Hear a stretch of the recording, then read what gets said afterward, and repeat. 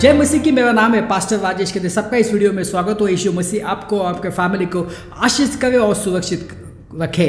भाई बहनों, आज हम अंतिम दिनों में हैं और सारी दुनिया के जो पास्टर्स है, जो प्रीचर्स है, जो इवेंजलिस्ट है, सब यही प्रचार कर रहे हैं। और ये जो प्रचार जो है वो 50 साल पहले नहीं था, या तो 100 साल पहले ये प्रचार नहीं होता था, मगर अभी आप देख रहे हैं क्योंकि सब लोग प्रचार कर रहे हैं भाई और बहनों, क्योंकि हम अंतिम दिनों में हैं और कभी भी जो है गुप्त आगमन हो सकता है, कभी भी रैप्चर हो सकता है और कभी भी जो है कलीसिया को ऊपर उठाया जा सकता है।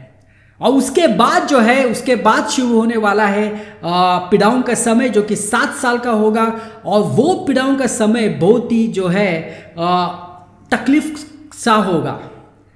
परमेश्वर का जो प्रकोप है वो स्वर्ग से धरती पे आ जाएगा, जिससे कि ऐसे तूफान होंगे जैसे पहले कभी हुआ नहीं है। ऐसे सुनामीज आएंगे, ऐसे पैंडेमिक्स होंगे, ऐसे युद्ध होंगे, ऐसी अलग अलग बीमारियां होगी जो कि कभी भी इस धरती पे ऊपर नहीं आई। तो वो बहुत ही भयावह समय होगा भाई बहनों। और इसलिए यीशु मसीह चाहते कि हम उस समय से नहीं जाना चाहिए। और इसलिए यीशु मसीह जो है वो हमें हर दिन हमें संकेत देता है, हमें वार्निंग्स देता है, ताकि हम बदले, ताकि हम पश्चाताप करें, ताकि हमारा उद्धार हो। और जब हमारा उद्धार होगा तो हम रैप्चर से सीधा स्वर्ग में जाएंगे और जो है हमें ये सब पीड़ाओं के समय से जाने की आवश्यकता नहीं है। और परमेश्वर यदि धरती के ऊपर परमेश्वर को कुछ भी करना है तो परमेश्वर हमें पहले उसके संकेत देता है और फिर परमेश्वर उसको करता है। तो जैसे मैंने कहा कि पीड़ाओं का समय हो सकता है, उसके पहले रैप्चर होगा, तो परमेश्वर हमें संकेत दे रहा है, जिसको कहा जाता है कि अंत दिनों के चिन्ह या तो संकेत। और ये संकेत चिन्ह आपको मिलेंगे, सृष्टि में मिलेंगे, कुदरत में मिलेंगे, समाज में अलग अलग संकेत आज हम देख रहे हैं। उसके बाद आपको ये संकेत मिलेंगे, टेक्नोलॉजी में संकेत मिलेंगे, ये संकेत मिलेंगे आपको जो पॉलिटिकल सिस्टम है उसमें आपको संकेत मिलेंगे अंतिम दिनों के। और ये संकेत जो है ये हमारी जो स्पिरिचुअल वर्ल्ड है उसमें भी आपको संकेत मिलेंगे। तो परमेश्वर हमें संकेत दे रहा है, बहुत सारे संकेत दे रहा है। और इसलिए हमें मालूम होना चाहिए कि क्या संकेत है और हमें, ताकि हम पश्चाताप करें। और आज हम बात करने वाले हैं कि टेक्नोलॉजी में क्या क्या संकेत है, क्या क्या भविष्यवाणी हुई थी और क्या क्या भविष्यवाणी की पूर्तता हुई है, ये आज हम देखने वाले। हम जाएंगे दानियल 12:4। परंतु हे दानियल, तू इस पुस्तक पर मुहर करके इन वचनों को अंत समय तक के लिए बंद रख। बहुत से लोग पूछ और ढूंढ करेंगे और इससे ज्ञान बढ़ भी जाएगा। भाई बहनों, यही होगा आज ज्ञान जो है वो बढ़ रहा है। पहले ऐसा नहीं होता था। पहले कुछ भी आपको इंफॉर्मेशन चाहिए होती थी तो बहुत समय लगता था, अलग अलग किताबें पढ़नी पड़ती थी, किसको पूछना पड़ता था। मगर आज ऐसा नहीं है। आज अगर कुछ भी आपको इंफॉर्मेशन चाहिए तो आप जस्ट गूगल करके वो इंफॉर्मेशन जो है आप इंफॉर्मेशन पा सकते हैं। यदि किसी को आपको इंफॉर्मेशन पास करने का है तो 1 सेकंड में उसको इंफॉर्मेशन मिलेगी। तो इसकी भविष्यवाणी दानियल में की थी कि ये सब होने वाला है अंतिम दिनों में, कि ज्ञान बढ़ने वाला है। और यही सब हो रहा है, ज्ञान जो है वो बढ़ रहा है। और भी एक बात हुई है कि अंतिम दिनों का जो ज्ञान है, जो चिन्ह है, बहुत सारे मसीहों को पहले मालूम नहीं था, क्योंकि ये कलीसिया में पढ़ाया नहीं जाता था। मगर वो सब बदल गया। अभी बहुत सारे मसीह जो है वो भविष्यवाणी के प्रचार को सुनते हैं, वो बाइबल पढ़ते हैं, प्रकाशित वाक्य पढ़ते हैं, उसके बाद दानियल की किताब पढ़ते हैं और उनको मालूम पड़ा है अभी अंतिम दिनों में क्या क्या चीज़ें होने वाली है। ज्ञान बढ़ गया है। आइए दूसरा वचन पढ़ते। प्रकाशित वाक्य 11:8, उनके शव उस बड़े नगर के चौक में पड़े रहेंगे जो आत्मिक रूप से सदम और मिस्र कहलाता है, जहां उनका प्रभु भी क्रूस पर चढ़ाया गया था।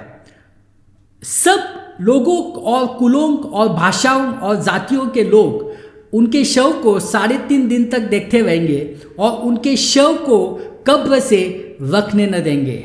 भाई बहनों, यदि किसी ने अगर 100 साल पहले या 200 साल पहले अगर ये वचन अगर किसी ने पढ़ा होगा तो उनको वो सोच में पड़ेंगे ये कैसे होगा, कैसे दुनिया के सब लोग, सब जातियों के लोग, अलग अलग भाषाओं के लोग, कैसे सब दुनिया के लोग ये 2 शव को देखेंगे। अभी ये जो 2 शव यानी किसके शव है?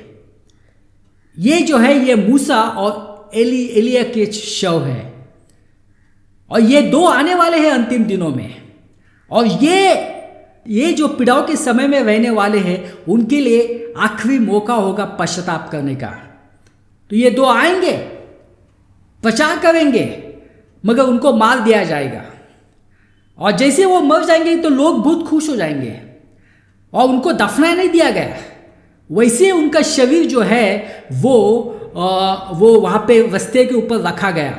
और ये सब घटना कहाँ पे हुई? ये घटना हुई यरूशलेम में, जो कि आत्मिक रूप से कहलाता है सदम और मिस्र कहलाता है, क्योंकि पीड़ाओं के समय में यरूशलेम के लोग आत्मिक रूप से सदोम के लोग के बराबर होने वाले हैं। और जैसे यहूदी जो है मिस्र में वो बंदी बनाकर जीवन जी रहे थे, तो वैसे ही पीड़ाओं के समय में ईसा विरोधी उनको बंधक बनाने वाला है। तो ये सब हुआ, और दुनिया भर के लोग जो है उस शव को उन्होंने देखा। अभी ये कैसे पॉसिबल हुआ?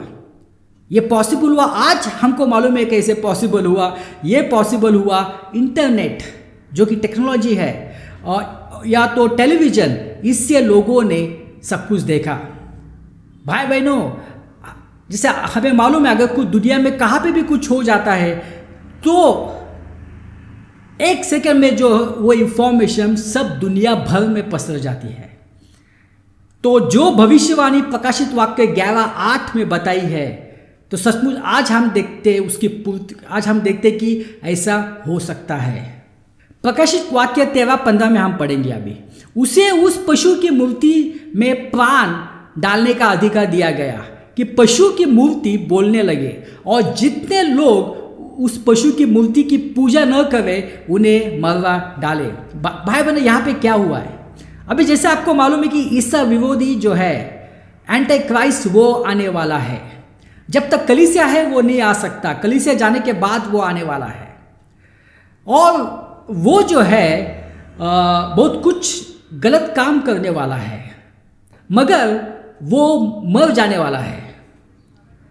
अभी जब वो मर गया तब झूठा नबी, इसको कहा जाता है दूसरा पशु, तो ये झूठे नबी ने क्या किया? उसका एक मूर्ति बनाया, और उस मूर्ति को जो है जिंदा किया, यानी कि वो मूर्ति जो है वो बोलने लगी, और लोग जो है अचंभे हो गए कि भाई ये तो ईसा विरोधी मर गया था, मगर ये अभी इसका मूर्ति जिंदा होके ये जो है ये बात कर रही है।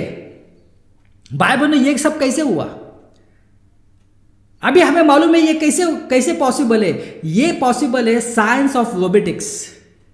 इस रोबोटिक साइंस से ये पॉसिबल है। यानी ये जो झूठा नबी ने क्या किया, ईसा विरोधी का जो है वो रोबो जैसा उसको बनाया ताकि वो बात कर सके, वो चल सके।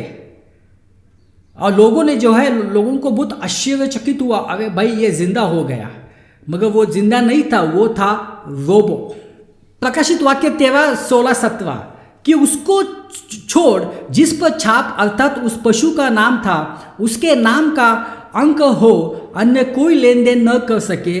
ध्यान इसमें है जिसे बुद्धि को वह पशु का अंक जोड़ ले, क्योंकि वह मनुष्य का अंक है, उसका अंक है 666। तो भाई बहनों, यहाँ पे क्या होगा है? यहाँ पे जो है ये झूठा नबी जो है सबको क्या देने वाला है? पशु का छाप देने वाला है। और उस पशु के छाप से क्या होगा, जिसके पास है वो चीज़ें खरीद सकता, कर सकता है, बेच सकता है, मगर जिसके पास नहीं है वो कुछ नहीं कर सकता है। तो अभी ये भी कैसे मुमकिन है? पहले लोगों को 100 साल पहले लोगों को ये कैसा पॉसिबल है? तो आज हमको मालूम है ये पॉसिबल है, ये चिप के वजह से पॉसिबल हुआ, माइक्रोचिप। तो वो माइक्रोचिप को लगाएगा और जिससे कि जो है उसका सब पता चल जाएगा, जिससे कि वो जो है वो कुछ चीज़ें ले सकता है और चीज़ें बेच सकता है, मगर जिसके पास नहीं है वो कुछ भी नहीं कर सकता है। तो ये पॉसिबल है टेक्नोलॉजी से। तो भाई बहनों, ये सब संकेत हमें मिल रहे हैं टेक्नोलॉजी के क्षेत्र में, ये सब संकेत हमें मिल रहे हैं। इसका मतलब है कि भाई बहनों, रैप्चर जल्दी होने वाला है। इसलिए हमारी नज़र यीशु मसीह के ऊपर होनी चाहिए। आइए हम प्रार्थना करते हैं। पिता परमेश्वर, धन्यवाद देते हैं समय के लिए। ये सब प्रार्थना यीशु मसीह के नाम से करता हूँ, आमीन।